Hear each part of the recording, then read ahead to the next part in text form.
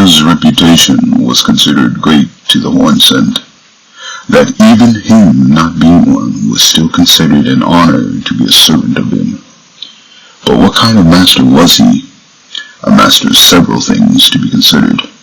Overall, the vast books, scrolls, and scientific equipment in mostly every room from start to finish is seen. He most definitely was a great asset to the Hornsent, teaching different fields of study, perhaps helping them experiment and possibly create Empyreans, considering the harsh undergoing way to create Jar Saints. I'm just speculating at the moment, but I do believe he did create something he was out of his depth to comprehend. The 3 fingers. Before we even enter the manse, we are greeted by a moaning, the decapitated servants that were most likely going to become the Age Untouchables. To me, this resembles those who follow the path of the chaos. They lose at their heads at the end of the game, choosing to become the Lord of Frenzy. When we first enter Midra's manse, we hear them telling us from afar, "Leave, now, come no closer, the madness wells," trying to deter us. But we are greeted by the Phantom Servant, still greeting newcomers to this day.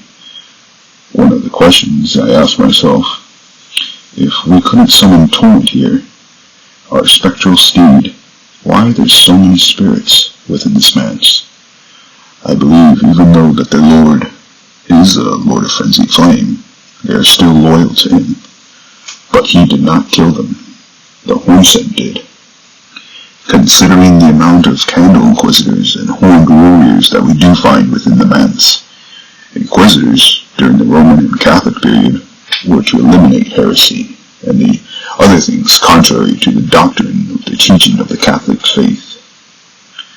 Unfortunately, for one of his most faithful servants, I beg you, stop. Haven't I taken enough? Are we not brethren in our common line? And yet, you offer only cruelty. I ask, what crime did the great Midra commit? Midra had committed the highest level of heresy in the Hornsent faith. But when did all this start?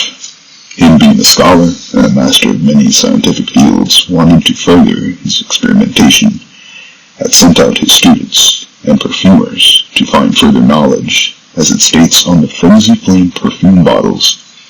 From time to time, perfumers set out on journeys to pursue new aromatics in flowered gardens.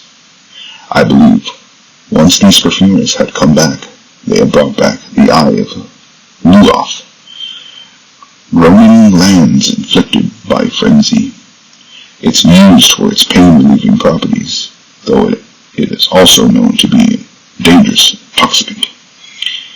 These flowers may have been entered unnoticed or forwarded into his experiments, slowly corrupting him and his servants. I definitely believe this more than the next theory on how it came about, that the perfumers and the Eye of Ruloff started the descent of Midra, not the Winter Lanterns, as they merely sent themselves to be caught and experimented on.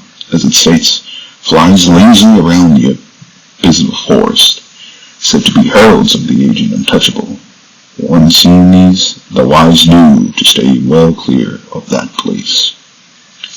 As it states, the abyssal forest, I'm sure that the abyssal forest wasn't always the name that. It said that they are heralds of the aging untouchable. Why not the Frenzied Flame, if they're the ones that caused it? The enemy types that were Midra's servants in the time past, they are more or less the flies that carry the disease of the Frenzied Flame, inflicting themselves with the frenzied grapes that dangle off the aging untouchable, further spreading the chaos, being a conduit, but not the source of it. The experiment succeeded. You find more swollen grapes in his manse, marked with the fingerprints burned, proof of being touched directly by the 3 fingers. I believe everyone was confused having seen these, seeing that the only 3 fingers that we've ever encountered were in the base game. But they were near. As we look beyond the painting of him and his wife, we'll get to that shortly. But we see that there's 3 tarps covering something. But Hawkshaw, in this video, was able to uncover these through editing. His video will be in the description. It shows fingers and stone eggs. The only place we see these things are in the both locations, in the ruins of Rhea and the ruins of Dale.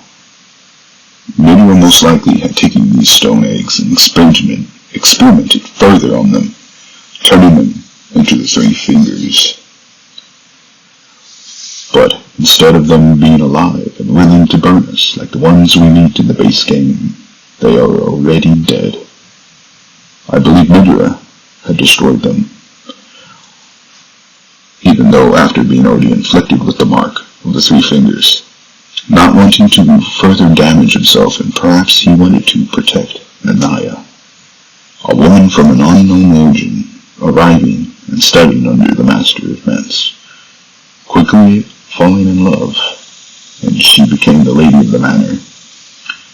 Soon she became pregnant, as well that it is seen in the painting. One thing that stood out to me is that she was smiling and had her hand on her stomach, but in fact that Midra looks exhausted and shaken, perhaps knowing or hopefully praying that the curse had not passed to his future child. We do find Nanaya deceased, holding the remains of their child, Nanaya's torch. In a distant land, in an age long past, was born a man who failed to become the Lord of Frenzied Flame. All that remains of him is cradled gently by Nanaya. And when we find Midra, he has been impaled with the sword of damnation, holding his head down to prevent him to becoming the Lord of Frenzy. How long has he been enduring? 100 years? 1,000? How long could one endure for that long, trying to resist the flame of Frenzy's temptation? As the golden barbs inflicted eternal agony upon him, Midra held fast to Nanaya's entreaty, endure. The word may have been a curse, but he still asked his wife to forgive him, for he had endured more than enough, leaving no legacy for his children, either with Nanaya or his creation of the 3 fingers, leaving only a curse of frenzied flame to those who seek audience with the 3 fingers. But the greater will made a mistake. Torment, despair, affliction, every sin, every curse, every one born of the mistake. And so, what was borrowed must be returned, melted all away with the yellow chaos flame, until all is one again.